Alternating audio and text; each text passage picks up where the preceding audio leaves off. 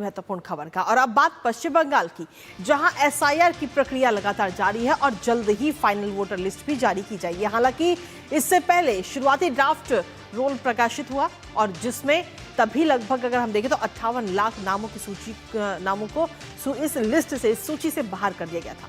लेकिन अब जो खबरें सामने आई है वो वाकई हैरान करने वाली है। दरअसल इन नए आंकड़ों के अनुसार जो अंतिम सूची है उससे करीब 70 लाख नाम कट सकते हैं और ये नाम उन लोगों के हैं जो सुनवाई में नहीं पहुंचे, अपने कागजों को अपलोड उन्होंने नहीं किया और 4 लाख से ज्यादा लोग ऐसे हैं जो कि अपात्र हैं, यानी कि एलिजिबल ही नहीं है वोट देने के लिए।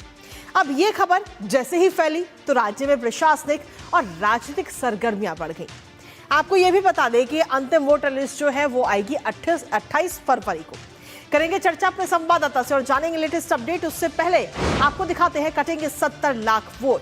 जी हां, पश्चिम बंगाल में एसआईआर मामले को लेकर यह बड़ा खुलासा इस वक्त किया गया है, जिसमें बताया जा रहा है कि करीब 70 लाख वोटों पर इस समय तलवार लटकी हुई है। वो नाम कट सकते हैं पश्चिम बंगाल के अंदर अंतिम मतदाता सूची से पहले। ये सबसे बड़ा अपडेट है। हालांकि अंतिम मतदाता सूची 28 फरवरी को जारी की जाएगी। सीईओ कार्यालय के सूत्रों के हवाले से ये बड़ी खबर इस वक्त आप तक पहुंचा रहे, जहां 70 लाख वोटर्स पर इस समय तलवार लटकी हुई, उनके नाम कट सकते हैं।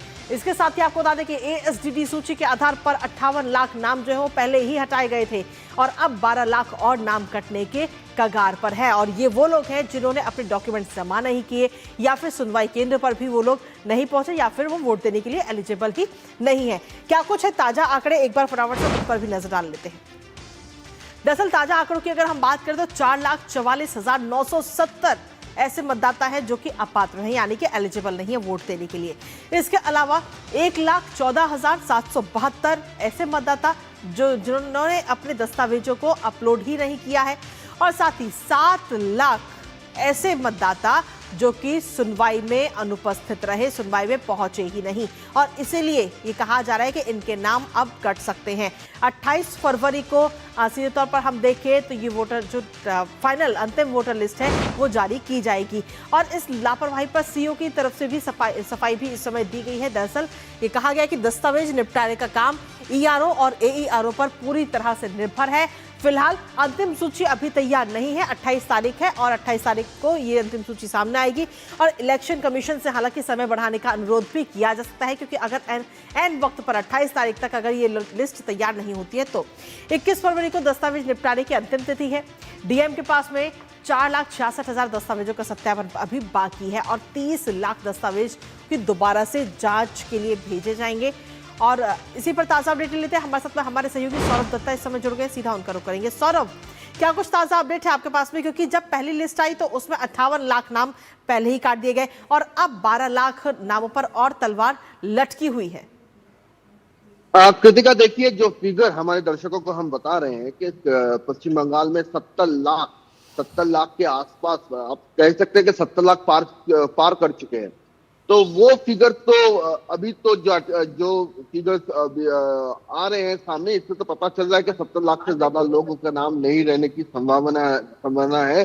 फाइनली क्या होता है, फिगर कहाँ जाके पहुंचता है, वो तो फाइनल वोटर लिस्ट आने के बाद पता चलेगा। लेकिन एक बात तय है कि 28 तारीख को भी ये लिस्ट पब्लिश होगा कि नहीं, इसके ऊपर एक बड़ा क्वेश्चन मार्क आ चुका है कृतिका, क्योंकि अभी जो फिगर्स आ रहे हैं कि वेरिफिकेशन के लिए रीवेरिफिकेशन जो हो रहा है वहां पे 30 लाख एईआरओ और एईआरओ के स्तर पर 20 लाख पेंडिंग है और डीएम के स्तर पर यानी डीईओ के स्तर पर वहां पे 4,44,000 डॉक्यूमेंट्स अभी पेंडिंग है। मतलब उनका अभी तक वेरिफिकेशन नहीं हुआ। अगर वेरिफिकेशन नहीं होगा तो फिर उसमें क्या स्टेप लिया जाएगा, वो एलिजिबल होंगे या फिर इनएलिजिबल होंगे, ये तय नहीं कर पाएंगे। तो अगर ये तय नहीं कर पाएंगे तो अंतिम सूची भी नहीं होगा और अंतिम सूची अगर जितना देरी होगा अंतिम सूची आने में, उसके साथ साथ पश्चिम बंगाल में कितने फेज में इलेक्शन होगा उसका भी सवाल जुड़ा हुआ है। जितना समय इधर से कटेगा, इधर से जितना कम होगी, अंतिम सूची निकलने में जितना देरी होगी, फेज वाइज इलेक्शन का संभावना भी पहले तो यहाँ पे देखा गया है कि 6 फेज में 8 फेज में भी इलेक्शन हुआ है।